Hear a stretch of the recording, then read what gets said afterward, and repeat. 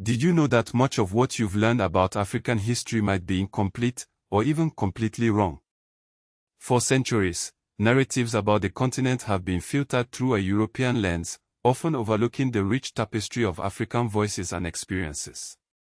Today, we're diving into a groundbreaking book that seeks to change all of that, An African History of Africa, From the Dawn of Humanity to Independence by Zeinab Badawi.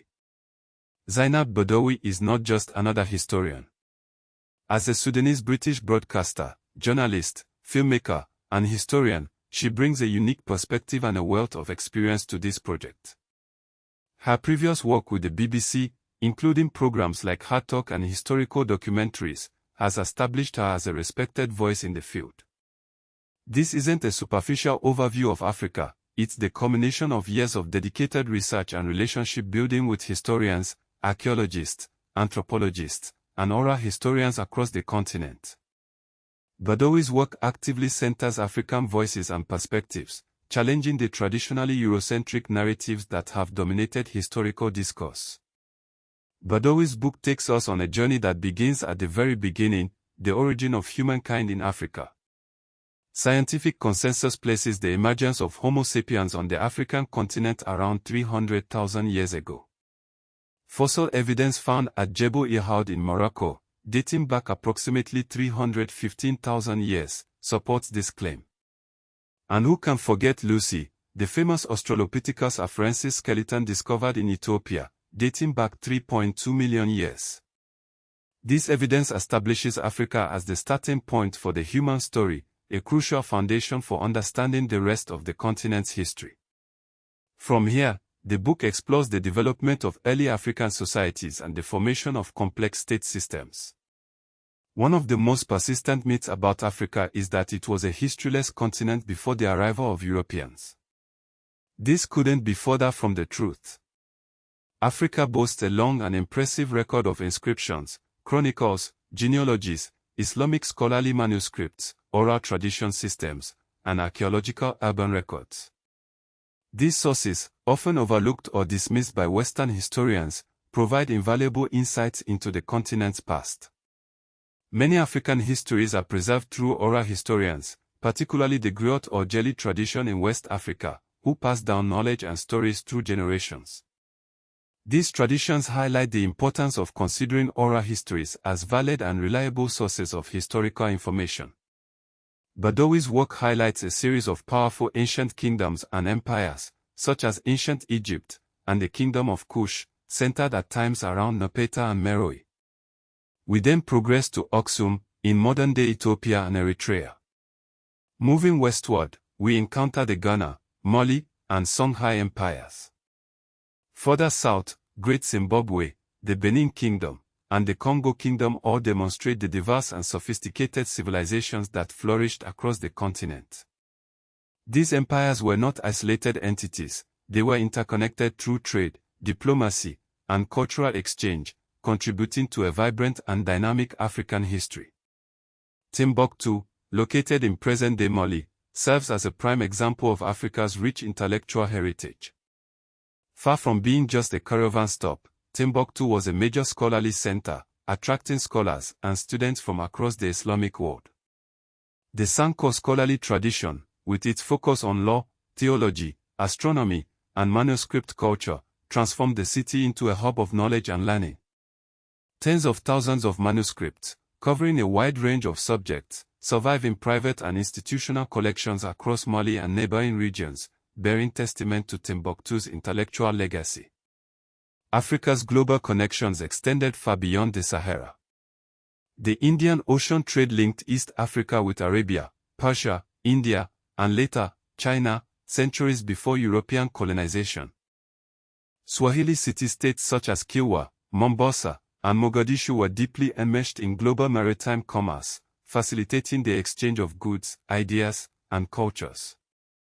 The Swahili coast was not a marginal frontier, but a cosmopolitan trade zone where diverse cultures and influences converged. These connections challenged the notion that Africa was isolated from the rest of the world, highlighting its long-standing engagement with global networks. It's also crucial to acknowledge the role of women in African history. Contrary to stereotypes, women held significant political power in some African states. Figures like Amina of Zozo, who reigned in present-day Nigeria in the 16th century, and Queen Zinga of Nongo and Matamba, who resisted Portuguese colonization in present-day Angola in the 17th century, exemplify female leadership and resilience.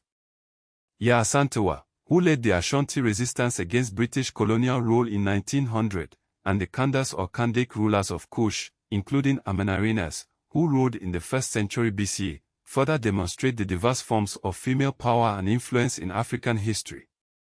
African resistance to empire was constant, not occasional. Colonization was not simply accepted and then reversed by 20th century nationalism. There were prolonged resistance campaigns, such as Samori Touré's fight against French expansion in West Africa, the Moji Moji Rebellion in German East Africa, and the Ethiopian victory at Odwa against Italian imperialism. The Herero and Nomo genocide in German Southwest Africa serves as a stark reminder of the brutality of colonial rule and the determination of Africans to resist oppression. These acts of resistance demonstrate that Africans were not passive victims of colonialism, but active agents in shaping their own destinies.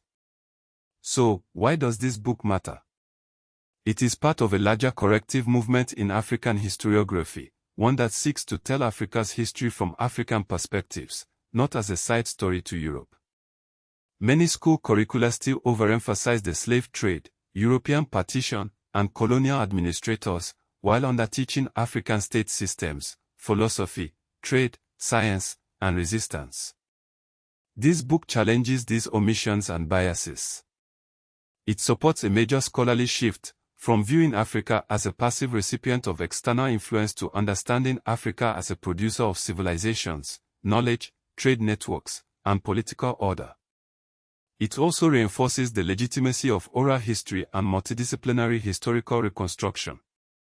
For general audiences, the book helps correct common misunderstandings. Africa is not one country. Africa is not historically behind.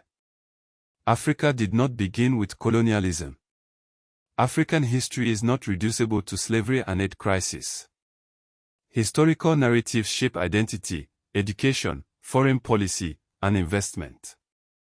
A more accurate African history can reshape how Africans and non-Africans understand sovereignty, development, reparative justice, cultural ownership, and museum restitution debates. The book's focus on independence movements highlights a continuing issue. Independence did not automatically resolve ethnic power struggles, arbitrary colonial borders, military coups, one-party rule, and external economic dependency. These dynamics remain visible in countries such as Sudan, Mali, Niger, Burkina Faso, DR Congo, Somalia, and South Sudan. The book also highlights how colonial-era scholarship often distorted African history, minimizing African achievements and perpetuating racist stereotypes. This legacy continues to influence how African history is understood and taught today. Finally, African history is central to current debate over the return of stolen artifacts, museum repatriation, looted royal regalia, and ownership of archaeological heritage. The Benin bronzes, looted in the 1897 British punitive expedition against Benin City, are just one example of the many cultural treasures that were taken from Africa during the colonial era. Zeinab Badawi's book is more than just a historical account.